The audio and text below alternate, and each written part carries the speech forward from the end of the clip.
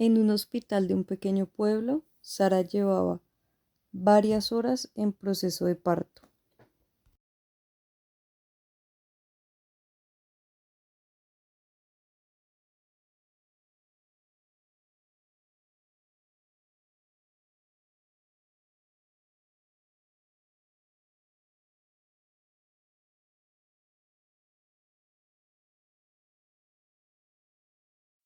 Cuando el hijo de estos esposos al fin nació, Sara y Fabián no podían estar más felices. Pero esta felicidad no les duró mucho, ya que el doctor les dijo que se iban a llevar a su hijo para hacerles unos exámenes.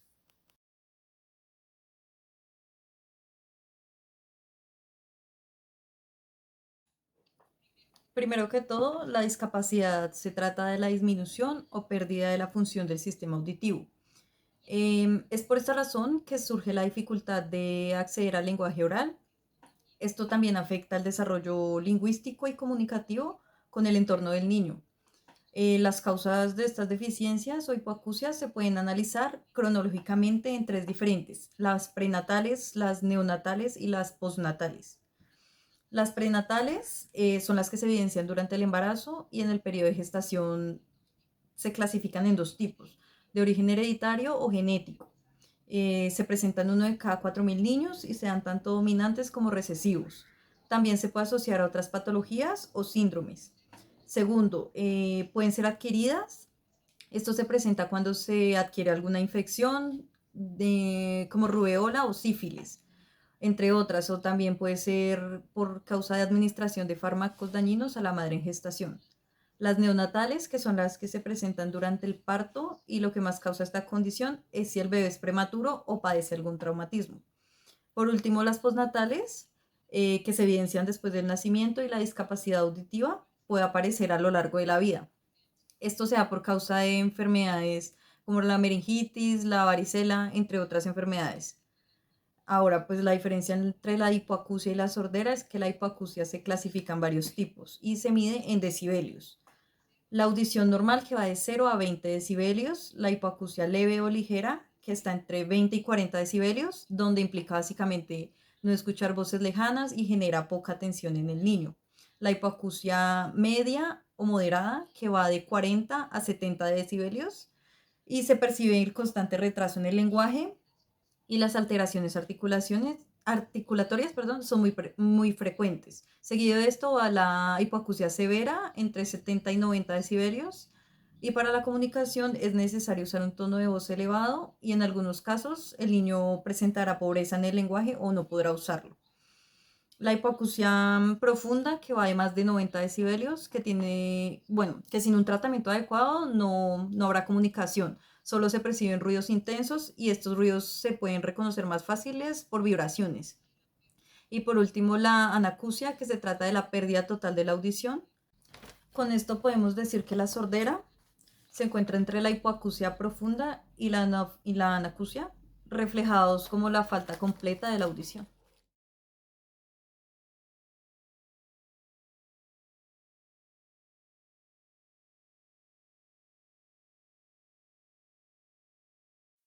Después de una semana salieron los resultados de los exámenes y el doctor pidió reunirse con ellos para explicarles mejor la condición de su hijo. Sara recordó que a sus 7 meses de embarazo le dio una gripa fuerte y por no querer ir al médico decidió automedicarse, pensando que no le daría nada. Le comunicó esto al doctor y él decidió hacer un diagnóstico rápido y dijo que podría ser que la causa del problema de su hijo sea por medio adquirido.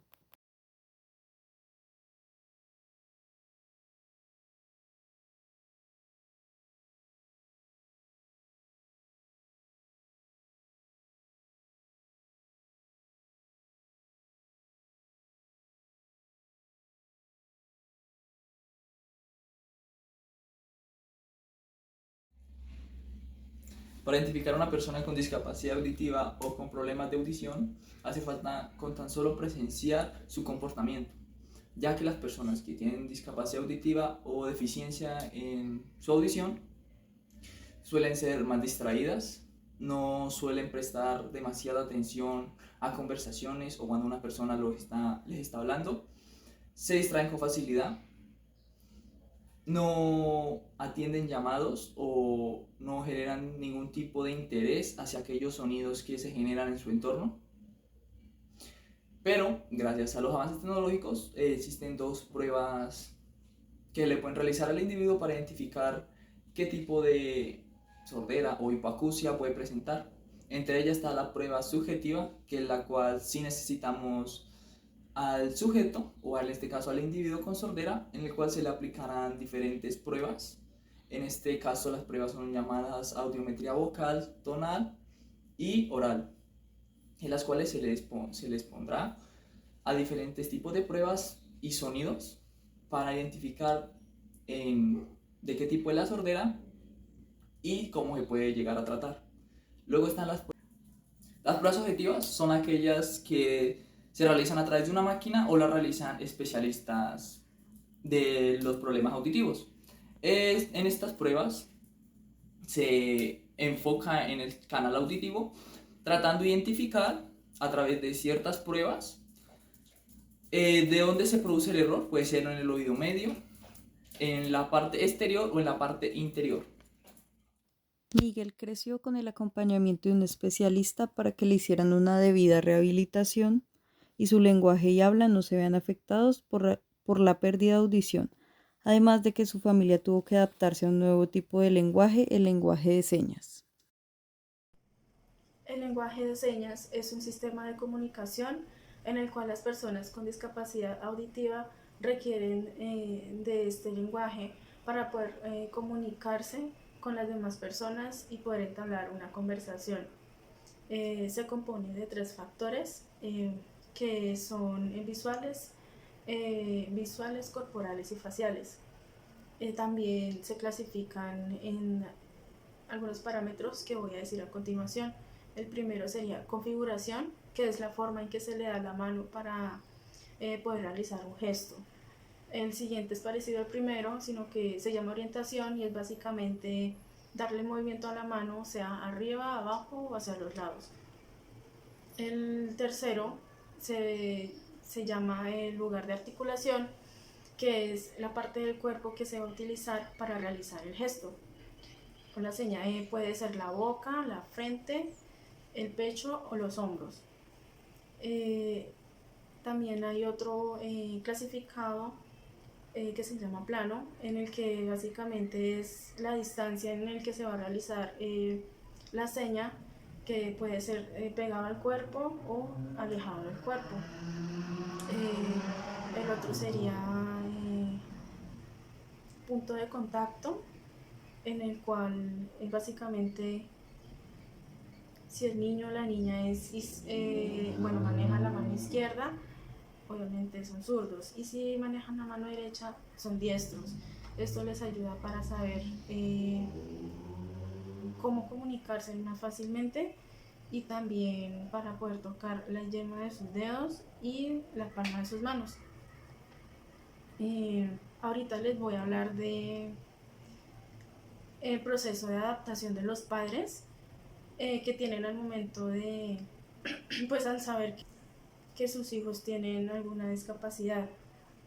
Entonces, primero que todo, es motivar al niño o a la niña, porque las demás personas, las personas que no tienen ninguna discapacidad, suelen discriminar mucho a las personas que sí la tienen. Y pues obviamente esto los va a hacer sentir muy mal. Y bueno, también necesitan como motivación y más que todo emocionalmente, porque los suele acomplejar mucho.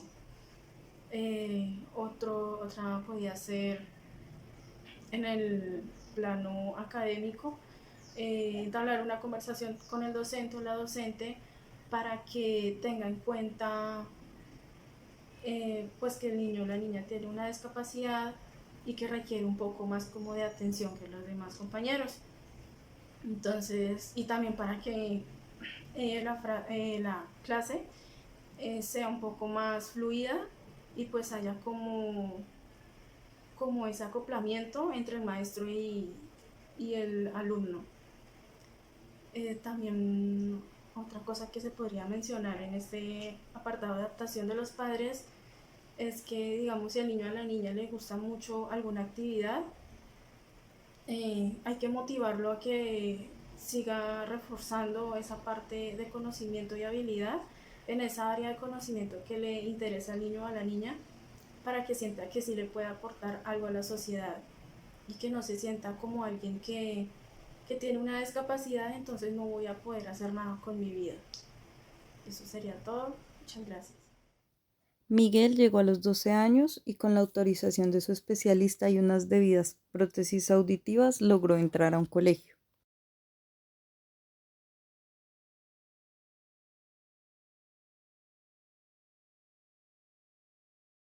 En el salón de clase, la docente lo ubicó en los últimos asientos. No podía ver bien el rostro de la docente, por lo que decidió informarle a esta por medio de lengua de señas, pero lo único que recibió fue una mirada de disgusto. Pero esto solo fue el comienzo del sufrimiento en la escuela para Miguel. Algunos compañeros escribían cosas feas en el pupitre o lo hacían caer.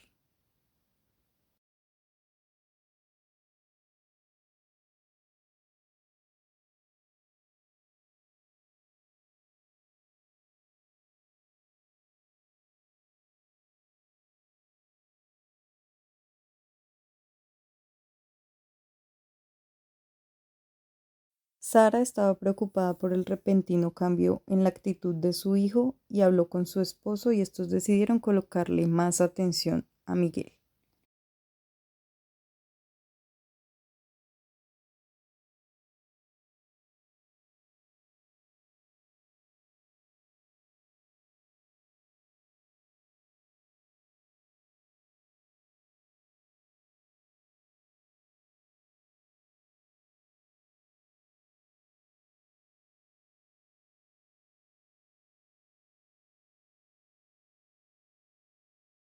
Seguían molestándolo, empujándolo y haciéndolo caer.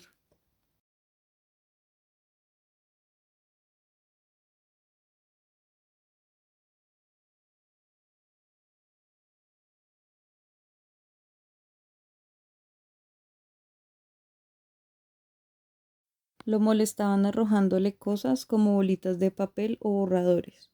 Otros más lo molestaban jalándole el cabello o haciendo que se cayera.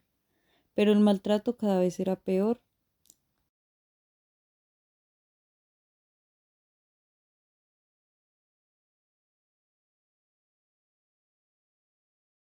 Un compañero lo golpeó con un palo de escoba en la cabeza y esto lo afectó bastante.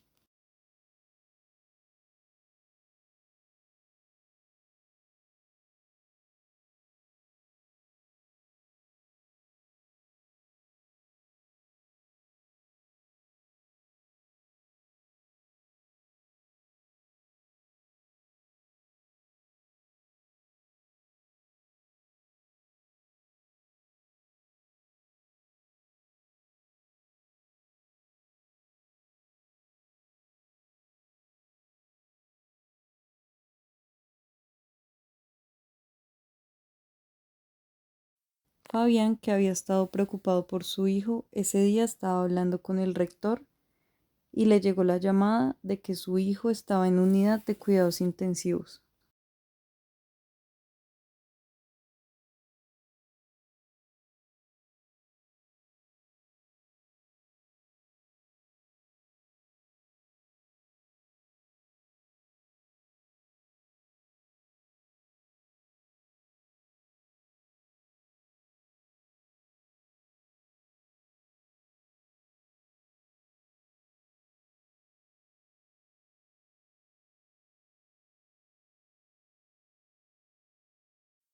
Luego el doctor examinó a Miguel y se dio cuenta de la gravedad del asunto.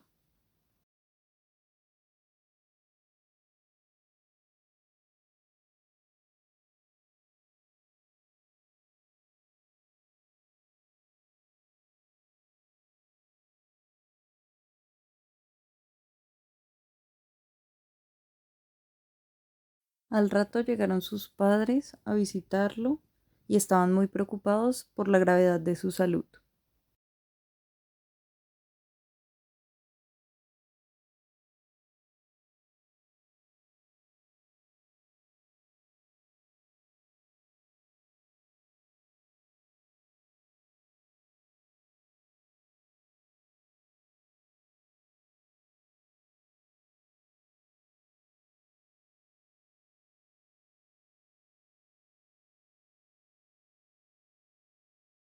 Luego de salir del hospital, su hermano le ayudaba y estaba atento en los cuidados de él en la casa.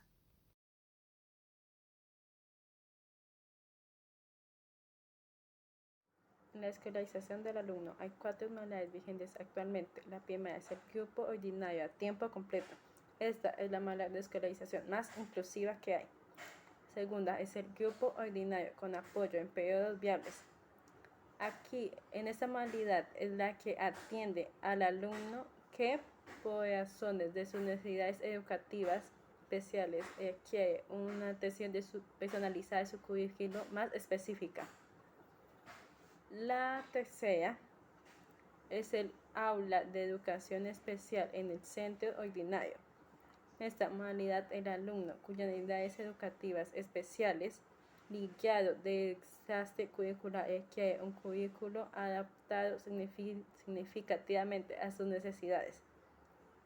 Luego está el centro de educación especial. En esta escolarización se basa en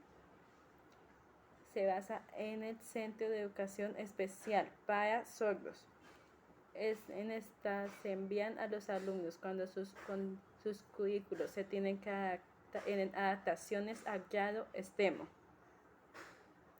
Además de que para emitir un dictamen para la escolarización de un alumno con discapacidad auditiva, se debe tomar en consideración los siguientes aspectos. La primera es el código comunicativo utilizado por el alumno o alumna en su entorno familiar. Segundo, es su nivel de competencia en el lenguaje oral o lenguaje de signos. La tercera es la existencia de otras patologías asociadas. La cuarta son las posibilidades reales para poder optar con las distintas modalidades de escolarización, centro ordinario o en el centro específico. La quinta es el tipo de prótesis que es utilizado por el alumno o alumna, un audífono o implante y el rendimiento que éste tiene. Y la sexta es la opción comunicativa que los padres y madres estiman habilitar para su hijo. Y también en el aula de clase se tiene que tener en cuenta algunos aspectos para un mejor desarrollo de estos niños. Algunos de estos aspectos es que el niño de preferencia tiene que estar adelante junto al maestro para que el maestro a la hora de explicar el niño pueda tener una mejor lectura labiofacial de este. Otro puede ser que en el aula de clase tiene que estar bien iluminada y los espacios del maestro aún más. Los maestros a la hora de explicar siempre tienen que hablarle de frente al niño, no les pueden dar la espalda, además de que estos tienen que hablarle, articular de forma lenta para que los niños puedan tener una buena lectura labiofacial de este. Y también hay que tener en cuenta que tanto por fuera como por dentro del aula no pueden haber ruidos fuertes, ya que estos pueden afectar a estos niños, entre otros. Después de todo lo que sucedió, sus padres decidieron cambiarlo de colegio y Miguel llegó a un nuevo colegio con otros compañeros.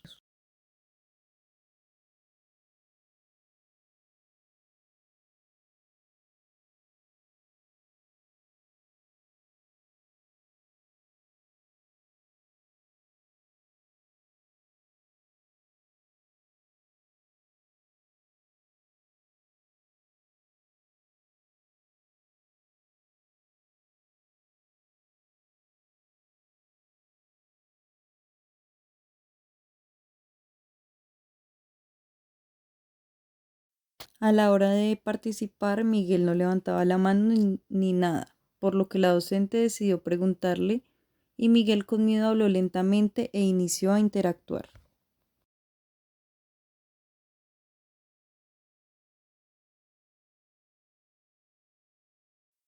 En el recreo, Miguel se iba a hacer en un rincón del salón, pero un compañero le pasó una pelota, pero aún así el miedo le ganó y rechazó esta oferta.